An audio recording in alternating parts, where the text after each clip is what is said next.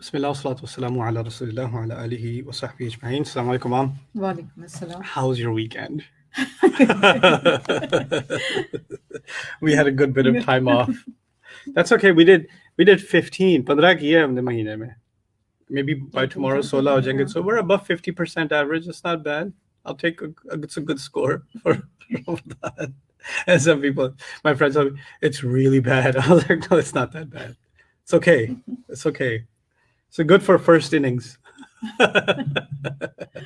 آج بدلے کے بارے میں کسی نے پوچھا تھا تو وہ سوال پہلے آپ پڑھ لیں پھر اس کے بعد کچھ بات کرتے ہیں. بعض اوقات ایسا معلوم ہوتا ہے کہ لوگ زیادتی اور گناہ کرنے کے باوجود خوشحالی اور سکون کی زندگی گزار رہے ہوتے ہیں. ایسا لگتا ہے کہ مظلوم کی فریاد سنی نہیں جا رہی ہے. تو کیا ایسے حالات میں انسان ظالم کے لیے عذاب کی دعا کر سکتا ہے؟ سوال تو بہت گہرا ہے اور اس سوال کے بڑے لیئرز ہیں، لیکن پہلی میرے خیال سے سب سے مفید اپروچ یہ ہے کہ پہلے جیسے قرآن نے کہیں کہیں اس چیز کی طرف اشارہ کیا اس پہ تھوڑا سا اس پہ ایک نظر مار دیں، پھر اس کے بعد اس کو ذرا سسٹمیٹکلی سمجھنے کی کوشش کرتے ہیں، کیونکہ یہ ایک سچویشن نہیں ہے، کئی مختلف قسم کی سچویشنز ہوتی ہیں، اور اگر 5 مختلف قسم کی سچویشنز ہیں تو اس کے 5 مختلف جواب بھی ہو سکتے ہیں، ایک ہی جواب نہیں ہوتا. تو پہلی بات ایک واقعہ ہے خباب بن ارت کا رضی اللہ عنہ، صحابی تھے رسول صلی اللہ علیہ وسلم کے، اور وہ غلام تھے، مسلمان ہو گئے. تو ان کا جو آقا ہے وہ مشرک تھا، اس کو غصہ آیا کہ یہ کیسے مسلمان ہو گیا.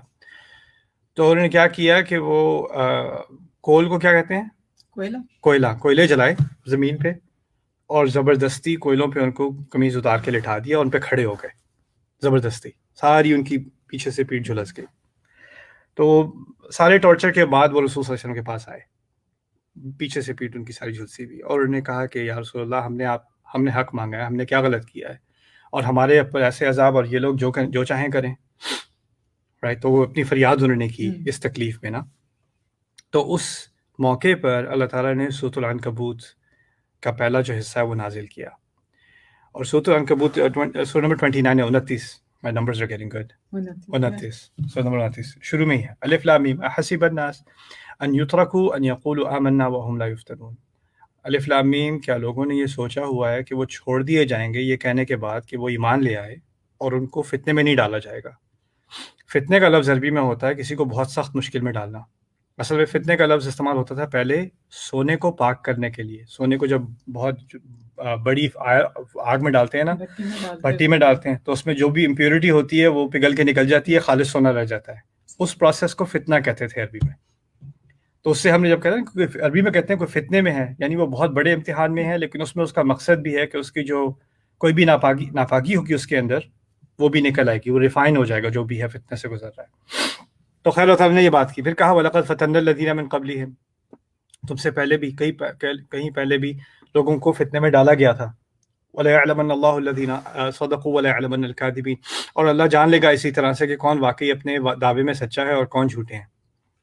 پھر کہا ام حسب الذین اجترحوا السیئات ان یسبقونا ساء ما یحکمون.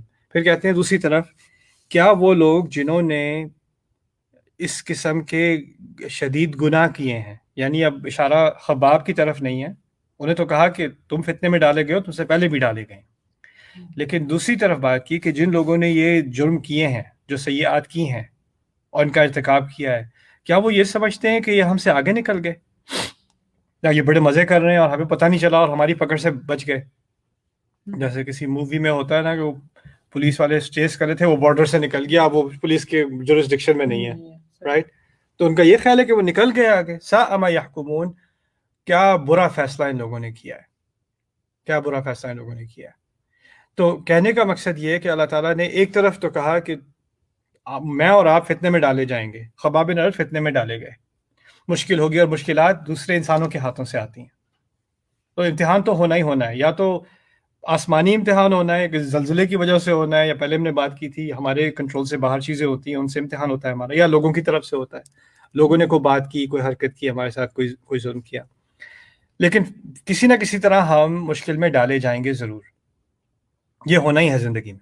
زندگی آسانی کے لیے نہیں بنائی گئی. آسانی کے لمحات اس میں ہوتے ہیں، نعمتیں ہوتی ہیں، لیکن ساتھ میں مشکلیں بھی اسی زندگی کا حصہ ہیں. رائٹ. تو اس کے بعد پھر جب یہ کہا کہ وہ لوگ آگے نہیں نکلے تو یہ اللہ تعالیٰ نے اپنی طرف سے تسلی دی ہے خباب بن ارد کو اور صحابہ جو ٹارچر ہو رہے ہیں ان کو، اور جو رسول صلی اللہ علیہ وسلم کی توہین کر کے، وہ توہین بھی ہو رہی تھی ان کی روز رسول کی صلی اللہ علیہ وسلم کہ، اور ان کو کتنا کسی مسلمان کو دل پہ لگتا ہوگا کہ میرے نبی کی توہین ہو رہی ہے میرے سامنے، رائٹ. اور وہ کچھ کر بھی نہیں سکتے تھے اس وقت. رسول صلی اللہ علیہ وسلم نے بھی کہا ہوا تھا ہاتھ روکے رکھو، کفو ایدیکم، قرآن نے کہا ہے جب کہا گیا تھا تم سے کہ اپنے ہاتھ روکے رکھو، کوئی ریاکشن نہیں دینا تم نے.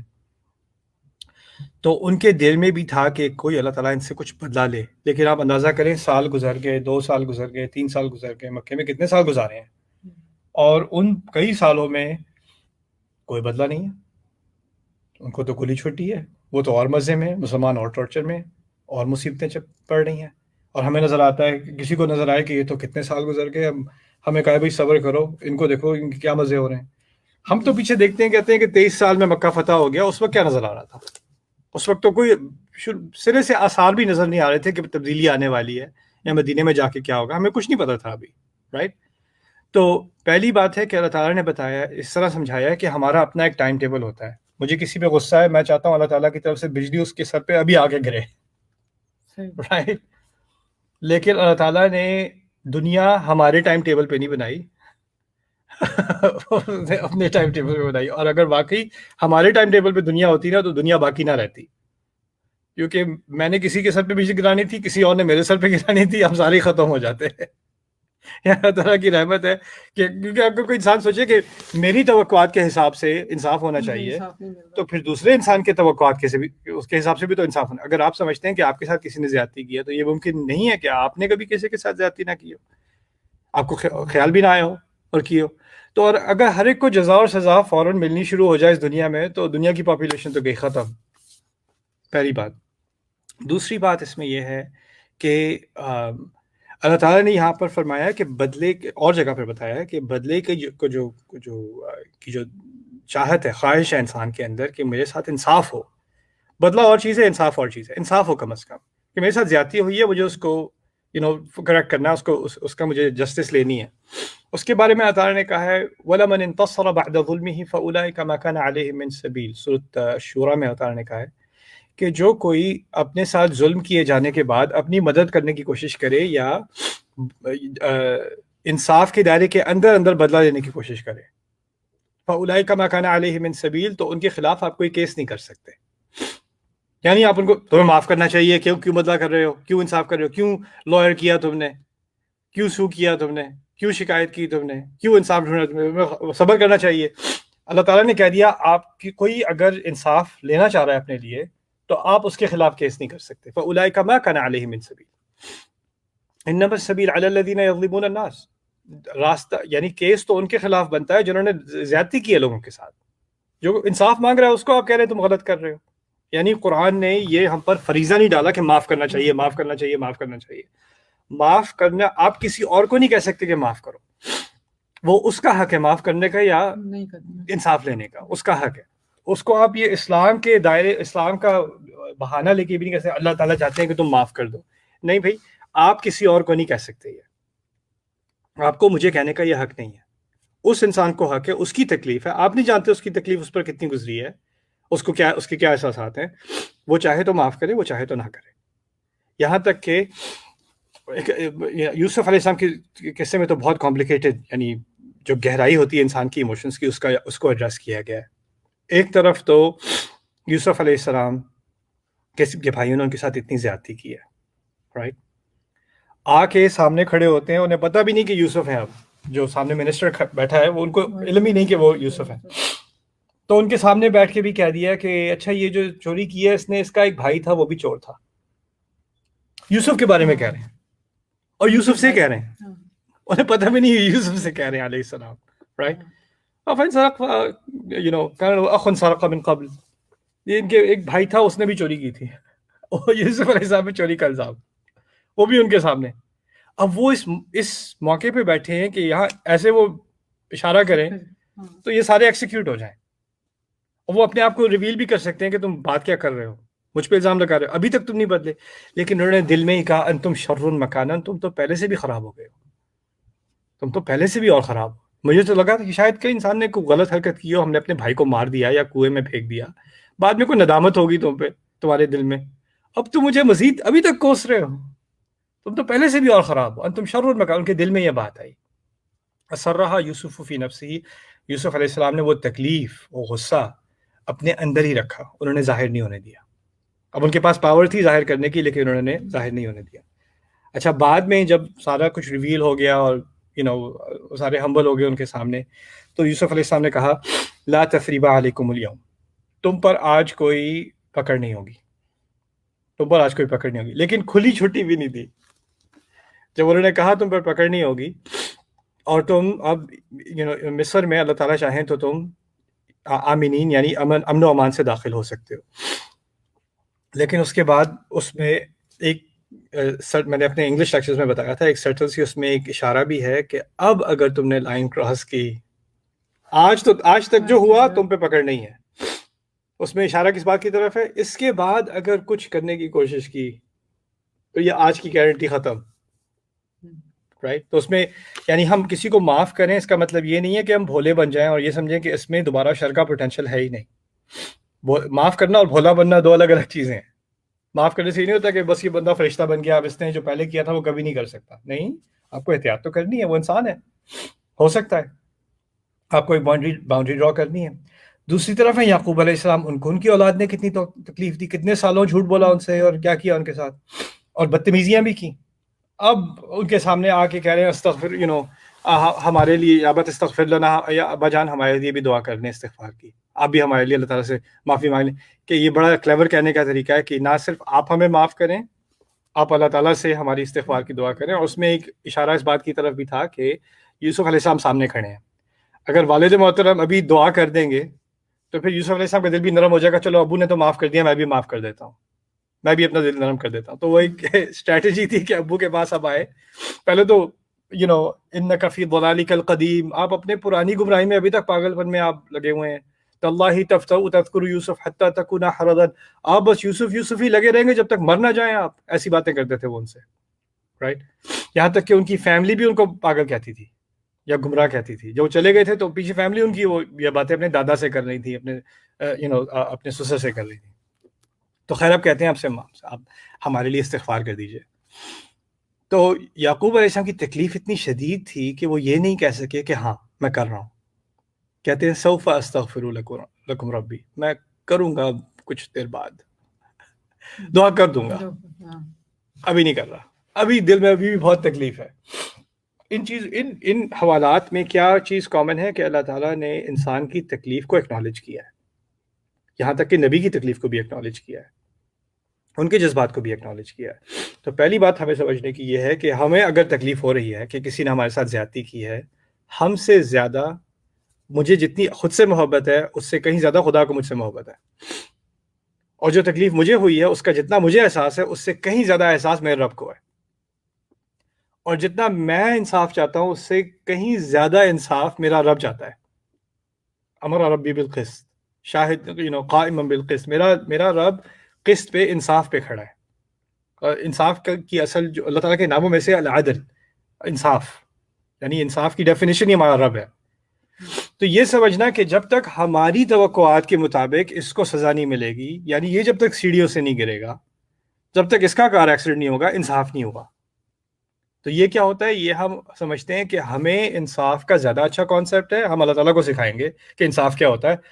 لگتا ہے کہ اللہ تعالیٰ کو کچھ کانسیپٹ نہیں ملا ہمارا، اور کچھ بات ادھر ہو گئی. جیسے گورنمنٹ میں آپ اپنا کیس فائل کرتے ہیں نا، وہ فائل گم جاتی ہے اور کیس چل رہا ہے، پتہ نہیں وہ جج نے دیکھا بھی کہ نہیں، کسی کلرک نے ادھر ادھر کر دیا. ہمارا کانسیپٹ ایسا ہو جاتا ہے اللہ تعالیٰ نے ہمارے ٹائم ٹیبل پہ بدلہ نہیں لیا اور ہمارے ڈیفینیشن کا بدلہ نہیں لیا، تو پتہ نہیں اللہ تعالیٰ نے انصاف کیا بھی کہ نہیں. اور یہ آپ خود سوچیں، مسلمان ہونے کے ناطے اللہ تعالیٰ کو ہر عیب سے پاک ہونے کے ناطے جو ہم مانتے ہیں، ایسے خیالات اللہ تعالیٰ کے بارے میں مناسب ہیں؟ ممکن ہے. انسان بھول جاتا ہے جذبات میں آ کے کہ وہ کیا کیا سوچ رہا ہے اپنے رب کے بارے میں. بس ہم چاہتے ہیں فوراً بدلہ دے دیں، فوراً بدلہ لے لیں. تو یہ ایک جلدی کی چیز ہے. پھر وجزاء سیئۃ سیئۃ مثلھا، جو برا کیا ہے اس کی جزا تو اسی کے برابر کی ہوگی. اللہ تعالیٰ نے یہ قاعدہ دے دیا، لیکن کیسے دے گا، کب دے گا، کس مقدار میں دے گا، کہاں دے گا یہ اس پر ہے، یہ اللہ تعالیٰ یہ اس پر ہے۔ آپ یہ بھی سمجھ لیں کہ ہم کیونکہ ایک دنیا پہ ایمان نہیں رکھتے، ہمارا ایمان ہے دیکھی دنیا پہ اور ایک اندیکھی دنیا پہ۔ دیکھیے دیکھی دنیا میں کوئی چیز زحمت ہو سکتا ہے کہ وہ اندیکھی دنیا میں نعمت ہو، اور اس کا الٹا بھی ہو سکتا ہے، یہ بھی ہو سکتا ہے کہ دیکھی دنیا میں کوئی چیز نعمت ہو اور اس کی حقیقت کیا ہو کہ وہ زحمت ہو۔ ابراہیم علیہ السلام گھر سے نکالے جا رہے ہیں، زحمت ہے، لیکن آخرت کے حساب سے بہت بڑی نعمت ہے۔ فرعون کے پاس دنیا کا سب سے بڑا محل ہے، اس سے بڑی نعمت کیا ہوگی؟ لیکن اصل میں وہ نعمت کیا ہے؟ وہ زحمت ہے۔ ہم کسی کو دنیاوی اعتبار سے نعمت میں دیکھتے ہیں اور ہم کیا سمجھتے ہیں کہ یہ نعمت ہی نعمت ہے اس کے اوپر۔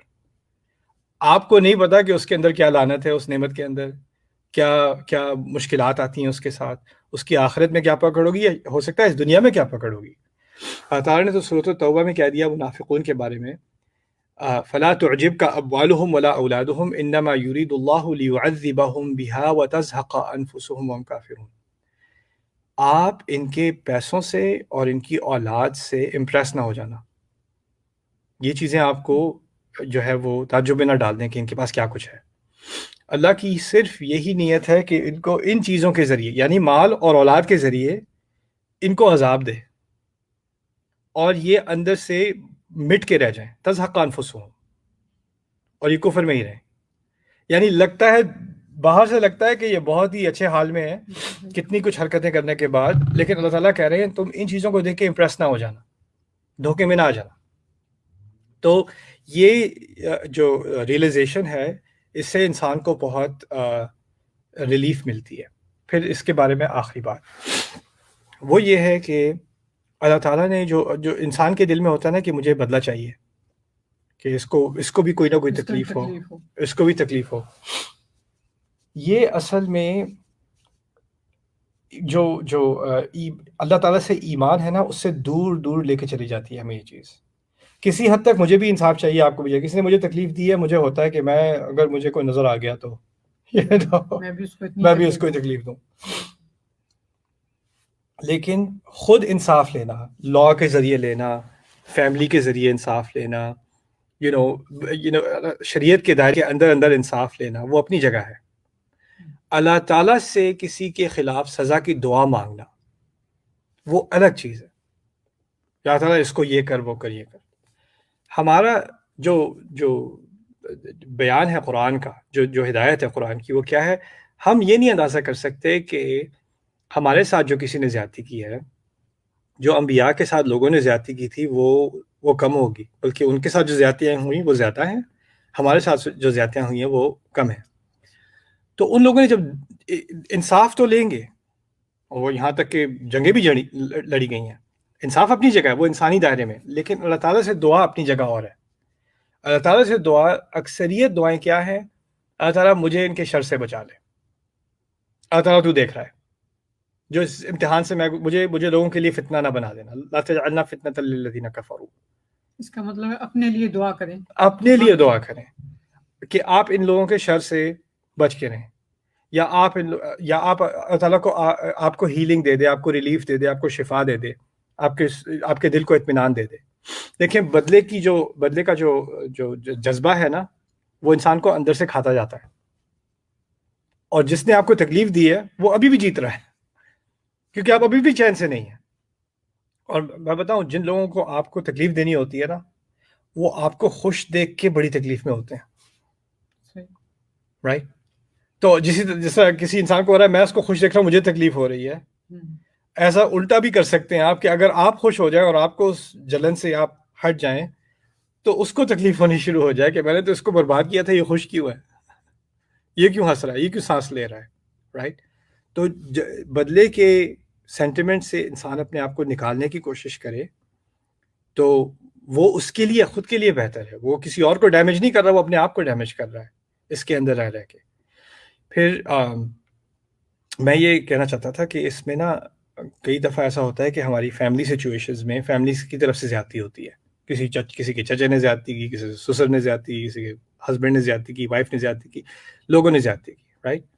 اور ہم اس میں بیچ میں اللہ تعالیٰ کو لے آتے ہیں کہ اللہ تعالیٰ کی طرف سے اس پر یہ ہوگا وہ ہوگا. اس کا سلوشن یہ ہے کہ ہمیں فیملی میں چیزوں کو کنفرنٹ کرنا چاہیے, چیزوں کو ایڈریس کرنا چاہیے, انصاف لینا چاہیے صحیح چینل کے تھرو. یہی نہیں کہ بیٹھ کے ہم دعائیں کرنے کہ اللہ تعالیٰ کی طرف سے کوئی آسمانی انصاف آئے گا, ہم نے تو کچھ نہیں کرنا, ہم تو بیٹھے مار کھا رہے ہیں جی, بس ہمارے ساتھ تو یہ ہو گیا وہ ہو گیا. ہر انسان کے پاس انصاف لینے کا اس کے پاس ایک صلاحیت ہے, کوئی نہ کوئی راستہ ہے. جب وہ راستہ ڈھونڈے ہی نہ اور سب اللہ تعالیٰ پہ ڈال دے اور پھر کہ اللہ تعالیٰ بدلہ لے گا میرے لیے, اللہ تعالیٰ بدلہ کیوں نہیں لے رہا؟ نہیں, وَلَمَنِ انتَصَرَ بَعْدَ ظُلْمِهِ, جس نے اپنی مدد کرنے کی کوشش کی ظلم ہونے کے بعد. یعنی ہر انسان کے پاس کچھ نہ کچھ صلاحیت ہے کہ وہ اپنی صورتحال میں کچھ نہ کچھ کر سکے. ٹھیک ہے, کچھ سچویشنز ہوتی ہیں کہ اب یوسف علیہ السلام جیل میں ہیں, کچھ نہیں کر سکتے, وہ اپنی جگہ ہے. لیکن اگر فرض کریں کوئی بڑا بھائی ہے کسی کا, وہ ہمیشہ گالیاں دیتا ہے اس کو, چھوٹے بھائی کو ابیوز کرتا ہے, رائٹ؟ تو آپ کے یا تو آپ دعائیں کریں کہ بھائی جو ہے وہ یا صحیح ہو جائے یا برباد ہو جائے, وہ یہ بھی دعائیں کرتے ہیں. یا ایک دن ہمت کر کے پیرنٹس کے سامنے, فیملی کے سامنے, چچا کو لا کے, کسی کو لا کے, بھائی آپ جو کرتے ہیں یہ غلط ہے, یہ نہیں کریں, یہ بہت مجھ سے نہیں برداشت ہوتا, یہ آپ زیادتی کر رہے ہیں میرے ساتھ. اور وہ شاید آپ کے سامنے زیادہ بڑھ کے یا ایک دفعہ زیادہ بھڑک جائے, پھر آپ بار بار اس کو ایڈریس کریں گے, کنفرنٹ کریں گے, تو شاید وہ پھر بھی خود ہی بیک ڈاؤن ہونا شروع ہو جائے بندہ. لیکن ہم سچویشن کو کنفرنٹ نہیں کرتے, ہمیں کانفرنٹیشن سے سامنا کرنے سے کسی صورتحال کا ہم ڈرتے ہیں کہ اگر ہم سامنا کریں گے تو بہت بھڑک جائے گا یہ بندہ. اور وہ جو بھڑکنے والے ہوتے ہیں نا لوگ, وہ اسی بات پہ ڈیپینڈ کرتے ہیں کہ آپ ان کے بھڑکنے کے ڈر میں بیٹھے رہیں گے. جب ایک دفعہ آپ کھڑے ہو گئے, آپ نے کوئی زیادتی نہیں کی, آپ نے آواز بلند نہیں کی, آپ نے گالم گلوچ استعمال نہیں کی, آپ نے صحیح بات کی ہے, آپ نے اپنے آپ کو کنٹرول میں رکھ کے بالکل تحمل سے بات کی ہے, تمیز سے بات کی ہے, لیکن صحیح بات کی ہے, تو وہ جتنا بھی بھڑکتے رہیں, آپ کام رہیں, آپ اپنی بات کریں اور آپ کریں, اور پھر یہ سچویشنز بدلیں گی. لیکن جب تک آپ نہیں کھڑے ہوں گے اور آپ میں تھوڑی دیکھو, مار کھانے کی تو ابھی بھی ہمت ہے, وہ تو ویسے بھی پڑھنی ہے, چلو کم سے انصاف ہی لے لو, آواز ہی اٹھا لو, رائٹ؟ تو کوئی ابیوسو سچویشن میں ہو تو اس کو فیملی سے کہیں سے مدد لینے کی کوشش کرنی چاہیے. ہماری انفارچونیٹلی کلچر میں بہت اچھی چیزیں بھی ہیں, کچھ خراب بھی ہیں. وہ ایسا بھی ہوتا ہے کہ کوئی کسی پہ زیادتی ہو رہی ہے, وہ فیملی سے سپورٹ لینے کی کوشش کرتے ہیں, اور فیملی جا کے کہتی ہے نہیں بھی ہم نے بھی ماریں کھائی ہیں, تم بھی صبر کر لو, رائٹ؟ تو وہ زیادتی کو مزید سپورٹ کرتے ہیں, رائٹ؟ بلکہ لیکن حق یہ بنتا ہے ہر انسان کا, اور خاص کر فیملی کا, کہ اگر کوئی آپ کے پاس آ رہا ہے اور کہہ رہا ہے میرے ساتھ زیادتی ہو رہی ہے, تو اس کو یہ کہنے کے بجائے کہ تم صبر کر لو یا معاف کر دو. کہ میں نے شروع میں کہا تھا, معاف کرنے کا آپ کسی کو نہیں کہہ سکتے کہ تم معاف کرو, وہ اس کا اپنا حق ہے, وہ اللہ نے اس کو دیا, وہ آپ نہیں لے سکتے.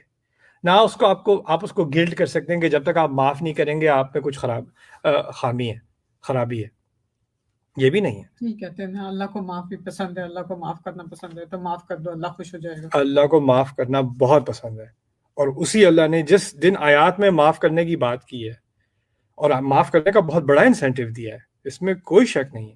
یہاں تک کہ سورۃ النور کی آیات میں جس نے معاف کر دیا تکلیف دیے جانے کے بعد, اور ہم اس کی بات کر رہے ہیں جس کے اوپر آپ کا غلبہ ہے, یعنی میرے نیچے کوئی ہے, میری اولاد ہے, اس نے میرے ساتھ غلطی کی, میں اتھارٹی میں ہوں, تو میں معاف کروں گا, رائٹ؟ اب مجھے کسی کرپٹ پولیس والے نے مارا اور میرے پاس کوئی چارہ ہے نہیں اس کے ساتھ کو بدلہ لینے کا, نہ کوئی ریکارڈنگ ہے نہ کچھ, اور میں کہوں میں نے تجھے معاف کر دیا, میری معافی کا کیا ہوگا, میں ویسے ہی پیٹ رہا ہوں. یعنی مظلوم ایک تو پہلے مظلوم ہوتا ہے, اس سے پھر کہتے ہیں معاف بھی کرو. جو آیات ہیں قرآن کی وہ کس سچویشن کی ہیں کہ آپ کے پاس بدلہ لینے کی پاور تھی, اتھارٹی تھی, سوٹی آپ کے ہاتھ میں تھی, اور پھر آپ نے معاف کیا. سمجھ رہے ہیں؟ تو پھر اس کے بارے میں کہا ہے فَأَجْرُهُ عَلَى اللَّهِ, اس کا اجر اتنا عظیم ہے کہ اس کو تو تعبیر بھی نہیں کیا جاتا, بس اللہ پر ہے اس کا اجر, اتنا عظیم اجر ہے اس کا, جس کے پاس بدلہ لینے کی طاقت ہو اور وہ نہ لے. لیکن ہم کیا کرتے ہیں, ہم مظلوم جس کے پاس پہلے ہی طاقت نہیں ہے, وہ آپ کے پاس مدد لینے آیا ہے, کیونکہ میرے پاس بدلہ دور کی بات, میرے پاس انصاف کی بھی طاقت نہیں ہے, وہ آپ کے پاس آیا اور اب اس کو لیکچر دینے کے بھی معاف کر دو, اللہ کو معافی پسند ہے. یہ ہوتا ہے مظلوم کو دبانا, مظلوم کو زندہ دفنانا, یہ غلط ہے. اور یہ اسلام کے نام پہ کرنا, یہ تو بہت ہی الٹا, جو قرآن نے جو بات کی اس سے آپ کہیں اور بات لے کے جا رہے ہیں. ہم اس کو سپریسنگ دا وکٹم انگلش میں سے کہتے ہیں, یعنی آپ الٹا وکٹم کو آپ نیچے دبا رہے ہو اور کہہ رہے ہو تم صبر کرو. نہیں, صبر تو اسے کرنا, اس کو سکھانا چاہیے جس میں جو آپ سے باہر ہو رہا ہے, جو ظالم ہے. تو کوئی آتا ہے کہتا ہے کہ بھائی مجھے کسی لڑکے نے بھیجا تھا کہ اس کے فادر جو ہیں وہ شراب کے ایڈکٹ ہو گئے ہیں، وہ مارتے ہیں، ماں کو بھی، مدر کو بھی مارتے ہیں، بیٹے کو بھی مارتے ہیں، ٹھیک ہے. وہ کہتا ہے مجھے کسی کو بتانے سے ڈر لگتا ہے، ہمارے گھر میں بےزتی ہوگا. میں نے کہا دیکھو تمہاری مدر کا تم پر حق ہے. پہلی بات تو اس انسان کو کوئی ابیوز کسی کو ٹالریٹ نہیں کرنی چاہیے. کوئی کسی کو مار رہا ہے تو آپ اتھارٹیز کو انوالو کرو کسی نہ کسی طرح، یا کسی نہ کسی طرح اس کو روکو. یہ کسی نے آپ کو کہا ہے اس صورتحال میں صبر کر لو تو آپ اس کو مینٹل ہاسپٹل کا ایڈریس بھیج دیں. یہ اسلام نہیں ہے. اگر کوئی فزیکلی ابیوز ہو رہا ہے، کسی کو مارا جا رہا ہے، تو اس میں انٹرونشن لازمی ہے. اس میں کوئی شک نہیں، اس میں کوئی دین کو لا کر یہ کرنا کہ نہیں بھائی اس میں کوئی ایسی بڑی بات نہیں، صبر کر، سوال ہی پیدا نہیں ہوتا. اس بندے یہ بندہ کر رہا ہے جس میں ڈرنکنگ پرابلم ہے یا وائلنس کا پرابلم ہے، اس کو کلیئرلی کوئی سائیکولوجیکل ایشو ہے. اس سے آپ نارملی ڈیل نہیں کر سکتے. اس کو خود کو ہیلپ کی ضرورت ہے، لیکن اس کو ہیلپ کرنے کے بجائے پہلے آپ اپنے آپ کو تو سیف کریں. آپ کو اپنی سیفٹی کا حق ہے، اس کی ماں کو، اس کو خود کو سیفٹی کا حق ہے. اور اگر وہ کہیں کہتا ہے کہ ہم اپنے نانی کے گھر موو ہو سکتے ہیں تاکہ وہ کچھ نہ کرے، تو یہ غلط ہوگا. ہم نے اپنے باپ کا حق مارا. میں نے کہا بالکل نہیں مارا، جاؤ اگر جا سکتے ہو. اگر واقعی یہ سچویشن ہے، اللہ جانتا ہے تمہیں، تو مجھے تو کوئی بھی کہانی سنا دے، رائٹ، مجھ سے کوئی بھی جواب لینے کے لیے. لیکن اگر اللہ جانتا ہے اگر کوئی واقعی فزیکلی ابیوز ہو رہا ہے اور وہاں سے نکل سکتا ہے، تو یہ کسی کا حق مارنا نہیں ہے، یہ باپ کا حق مارنا نہیں ہے. وہ باپ قرآن کی آیات کوٹ نہیں کر سکتا کہ وہ بالوالدین احسانہ. اگر وہ کوٹ کرنی ہے تو پھر رب یعنی بھی کوٹ کرے نا کہ والدین نے تمہاری تربیت کی ہے، تمہیں ایک نازک پودے کی طرح تمہیں پروان چڑھایا ہے. آپ نے اپنا کام تو کیا نہیں، آپ کو وہ بالوالدین احسانہ بڑا یاد آ گیا. اس طرح نہیں ہوتا. قرآن میں یہ ربوبیت نہیں دی گئی والدین کو. ہر رشتے میں، صرف والدین کی بات نہیں ہے، ہر رشتے میں رائٹس ہیں، رسپانسبلٹیز ہیں، حقوق ہیں اور فرائض ہیں. کوئی اپنی ذمہ داری پوری نہیں کرے گا لیکن حق کے نعرے مارتا رہے. ایسے نہیں ہوتا ہمارے دین میں. صرف ایبسولوٹ حق صرف ہمارے رب کا ہے، رائٹ. تو ان چیزوں میں کسی کو گلٹ کرنا، اور پھر بعد میں پھر ہوتا ہے کہ مجھے کبھی کبھی خیال آتا ہے کہ میں اپنے ابو سے بدلا لوں، انہوں نے میری مدر کو ایسے سے مارا تھا، یہ کیا تھا، وہ کیا تھا. خیال آتا ہے. میں نے کہا خیال نیچرل ہے ایکچولی. اگر کوئی بچہ دیکھے ایسا تو کیوں نہیں آئے گا اس کے دماغ میں خیال، اس کے دل میں خیال. اس کو بیچارے کو آپ نے ٹرامیٹائز کیا ہے بچے کو اس طرح کی چیز کر کے، اور پھر اس کے اوپر سے وہ پہلے ہی ایموشنلی ٹرامیٹائزڈ ہے، اس کے اوپر آپ اسلام کا استعمال کر کے اس کو ریلیجسلی ٹرامیٹائز کرتے ہو کہ میرے یہ جذبات دین کے خلاف ہیں، اب میں جہنم میں بھی جاؤں گا. اس دنیا میں بھی میں پٹا اور مجھے آخرت میں بھی پٹنا ہے اس جذبات کی وجہ سے. ظلم کے اوپر ظلم، ظلمات بعضها فوق بعض، اور یہ چیزیں جو ہے جب ہم دین کے نام پہ کرتے ہیں تو اس سے مجھے سخت تکلیف ہوتی ہے کہ لوگ سمجھتے ہیں کہ یہ نان مسلم جو ہیں ان کا اسلام کے بارے میں غلط کانسیپٹ ہے، اسلام کے خلاف پروپیگنڈا کرتے ہیں، یہ کرتے ہیں وہ کرتے ہیں. ہم نے کم کیا ہے؟ ہم نے اسلام کے نام پہ کم زیادتیاں کی ہیں، رائٹ. تو ان چیزوں میں اگر کوئی جسٹس ڈھونڈ رہا ہے، کوئی لیگل راؤٹ لے رہا ہے، کوئی فیملی کی انٹرونشن لے رہا ہے، کوئی ظلم کو روکنے کے لیے اپنی مدد کر رہا ہے، شریعت کے دائرے میں، انصاف کے دائرے میں، ڈیسنسی کے دائرے میں، اگر آپ صحیح کام کر، میں یہ نہیں کہہ رہا کسی سے پستول اٹھا کے جا کے کسی کو گولی مار دو، یہ بھی نہیں کہہ رہا میں. ایک دائرہ ہے اللہ تعالیٰ نے وہ ہمیں دیا، اس کے اندر انسان اپنی مدد کرنے کی کوشش کرے، اس میں کوئی حرج نہیں ہے. لیکن بدلے کا رستہ آپ چھوڑ دیں، انصاف کا رستہ پکڑ لیں. اور اللہ تعالیٰ سے مانگنا ہے تو اپنے لیے پناہ مانگ لیں، کسی اور کے لیے نہیں. سوری امام، ایک آخری بات تھی، وہ میں بار بار بھول جاتا ہوں، مجھے یاد آئی. کبھی کبھار فیملی کے جھگڑوں میں لوگ اللہ تعالیٰ کو لے آتے ہیں. اللہ تم سے ضرور پوچھے گا، یہ کہتے ہیں نا. اوکے، ماما فرض کریں کہ میرا فیملی ممبر سے کسی سے بہت زیادہ جھگڑا ہوا، بہت ہی بری لڑائی ہوئی، بہت برے الفاظ دونوں طرف کہے گئے، ٹھیک ہے. اگلے دن میں اس کے گھر بھی نہیں، وہ میرا بھائی ہے، میں اس کے گھر نہیں جاتا، وہ میرے گھر نہیں آتا. 5 سال گزر گئے، 10 سال گزر گئے، ہم ایک ہی گلی میں رہتے ہیں لیکن نہیں گزرنا. میں ایک دن گزر رہا ہوں، اس کے گھر پہ آگ لگی ہوئی ہے. میں نے دیکھا اس کے گھر میں آگ لگی ہوئی ہے اور وہ کھڑکی سے وہ پھنسا ہوا ہے. میں گزروں گا یا اندر جا کے بچاؤں گا بھائی کو اپنے؟ ظاہر ہے بچاؤ گے بھائی کو. 10 سال بات نہیں کی میں نے، لیکن پھر بھی جب آگ لگتی دیکھ رہا ہوں تو کیا کہتا ہوں؟ یہ نہیں کہتا بھاڑ میں جائے، یاد ہے تو نے مجھے کیا کہا تھا، اب جل. ممکن ہی نہیں ہے میں جاؤں گا اپنی لائف رسک کر کے اس کو بچاؤں گا، نہیں. جب ہم یہ کہتے ہیں کہ اللہ تم سے پوچھے گا، تو یہ کس دن پوچھے گا؟ قیامت کے دن. اور اگر قیامت کے دن کسی کی پوچھ ہو گئی تو وہ کہاں پھینکا جائے گا؟ دوزخ میں. ایک دن کے لیے، آدھے گھنٹے کے لیے، ہمیشہ کے لیے نا. آپ کا غصہ ایک انسیڈنٹ پر، 1 سال کی بات پر، 10 سال کی بات پر، اور آپ کے منہ سے الفاظ ایسے نکل رہے ہیں کہ آپ کے لیے یہ اوکے ہے کہ یہ بندہ کروڑوں سال جہنم میں جلے تاکہ آپ کا غصہ ٹھنڈا ہو جائے. آپ کو احساس نہیں آپ کے منہ سے کیا بات نکل رہی ہے. انصاف اپنی جگہ، اللہ تعالیٰ کو بیچ میں لانا، آخرت کو بیچ میں لانا، میں خدا کو گواہ بناؤں گا تم نے کیا کیا میرے ساتھ، یہ کیا وہ کیا. oh my God، کچھ زیادہ ہی آگے لے گئے آپ بات. اور آپ نے اللہ تعالیٰ کو اپنا ایک ایکسیکیوشنر بنا دیا ہے کہ میرا غصہ ٹھنڈا کرنے کے لیے میرا رب پیچھے سے آ کے جو ہے جیسے کسی کی فورسز ہوتی ہے نا، دیکھنا ذرا میرے دوست آ رہے ہیں وہ تم سے نپٹیں گے. ہم نے اللہ تعالیٰ کو نپٹنے کے لیے بنا دیا لوگوں کے اپنے غصے کے لیے. کتنی ایروگنٹ بات ہے اور کتنی ظالم بات ہے. اور کتنا کہ کبھی کبھی ایک صومالی فیملی تھی، ڈفرینٹ کلچرز میں ڈفرینٹ پرابلمز ہوتے ہیں. ان کی فیملی میں کیا ہوتا ہے، ماں بچے سے کہے گی، بیٹی سے کہے گی کہ برتن دھو دے، برتن نہیں دھوے گی، لعنک اللہ ولعن الملائکہ، اللہ تجھ پہ لعنت کرے، فرشتہ تجھ پہ لعنت کرے، تجھے آخرت میں یہ کر. او مائی گاڈ، تجھے جہنم میں بھیج دیا بیٹی کو ڈشز کے اوپر یار. اور بچے روتے ہوئے آتے ہیں کہ میری مدر نے ایسے کہا ہے، واقعی میرے ساتھ ایسا ہوگا، اللہ تعالیٰ واقعی ایسا کرے گا؟ نہیں، انسان ظالم ہو سکتے ہیں. اللہ تعالیٰ نے کہا ہے پیرنٹس کے ساتھ احسان کرو، لیکن پیرنٹس بھی یہ جانور سے زیادہ خراب ہو سکتے ہیں. ممکن ہے، ہوتا ہے دنیا میں، اور جاہل بھی ہو سکتے ہیں، یہ بھی ہوتا ہے. لیکن ہمارا رب وہ ہمیشہ رحمان رحیم، اور وہ قسط پر کام کرتا ہے، وہ عمل کرتا ہے. اس کی سنت ہے کہ وہ غیر انصافی نہیں کرتا. اور کسی کے برے الفاظ سے آپ کسی طرح کنڈیم نہیں ہوگے. کسی نے آپ پر لعنت بھیج دی، اس کا مطلب یہ نہیں کہ اللہ تعالیٰ نے رجسٹر کر دی، فرشتوں نے رجسٹر کر دی لعنت ان کے خلاف، تو کسی نے لعنت بھیجی تھی، سوری بھی آپ نے اچھے کام تو کیے ہیں لیکن یہ لعنت رجسٹر ہے تو آپ کو تو جانا پڑے گا جہنم میں. ایسا نہیں ہے. ہم نے ایسے بچکانہ کانسیپٹ بنائے ہوئے ہیں اپنے رب کے بارے میں کہ کسی نہ کسی طرح لوگوں کی جو شارٹ سائٹڈنس ہے اس کی وجہ سے ہمارے قیامت کے دن بھی شارٹ سائٹڈنس ہوگی. ایسا نہیں ہوتا. تو ہمیں چاہیے کہ لوگوں کے ساتھ ریکنسائل کریں اور ایسی سوچ اور ایسی باتیں دوسروں کے بارے میں نہ کریں. اور جو کر رہے ہیں ان کو تھوڑا پیار سے احساس دینے کی کوشش کریں کہ جو آپ یہ بات کہہ رہی ہیں یا کہہ رہے ہیں، آپ اس کا نتیجہ تو سوچیں، اس کے بارے میں آپ کیا سوچ رہے ہیں، آپ کیا کہہ رہے ہیں. ممکن ہے کہ شاید ان کو احساس ہو جائے. کچھ لوگ ہوتے ہیں اچھا کہہ دیا تو کہہ دیا نا، ٹھیک ہی تو کہا ہے. کچھ لوگ ایسے بھی ہوتے ہیں جو ایسے ہوتے ہیں، ان سے خاطبہم الجاہلون قالوا سلاما، اچھا جی السلام علیکم، سوری میں نے یہ بات کی، چھوڑ دیں. ایسے لوگ، کچھ لوگوں کو اپنے حال پہ ہی چھوڑ دینا چاہیے. وہ ایسے بھڑکتے ہیں اور ایسی جاہل باتیں کرتے ہیں کہ وہ نہ صرف آپ کے خلاف، فرشتے ان کے خلاف لکھ رہے ہیں. تو آپ ان پہ فیور کر رہے ہیں، ان سے پیچھے ہٹ کے ڈسٹنس کر کے ان پہ آپ رحم کر رہے ہیں. تو اسی پہ اکتفا کرتے ہیں آج انشاءاللہ. بارک اللہ علی ولکم. السلام علیکم ورحمۃ اللہ وبرکاتہ.